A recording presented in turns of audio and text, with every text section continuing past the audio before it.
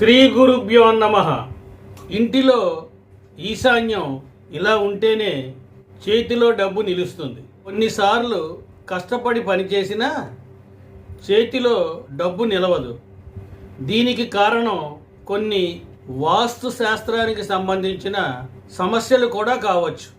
వాస్తు శాస్త్ర ప్రకారం ఈశాన్య దిక్కు సంపదకు సంబంధించినది. ఈ దిశలో భారీ వస్తువులు ఉంచినట్లయితే ఆర్థిక ఇబ్బందులు తప్పవు, ఇంటికి ధన రాబడి ఉండదు. అదేవిధంగా ఈశాన్య దిక్కు అన్ని వేళలా చీకటిగా ఉంటే కుటుంబ సభ్యుల మధ్య విభేదాలు వచ్చే అవకాశం ఉంది. ఈశాన్య ప్రదేశం ఎప్పుడూ కాంతివంతంగా ఉండాలి.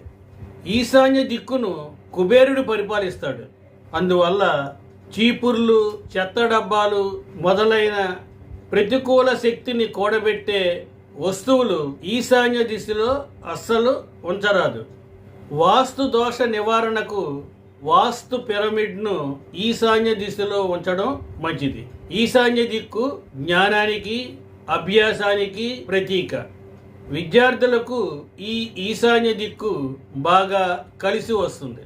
తూర్పు ఈశాన్యం లేదా ఉత్తరం వైపు చూసే విధంగా చదువుకునే టేబుల్ని తప్పనిసరిగా ఉంచాలి.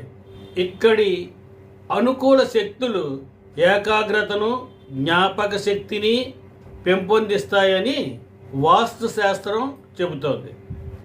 స్వస్తి, శుభమస్తు.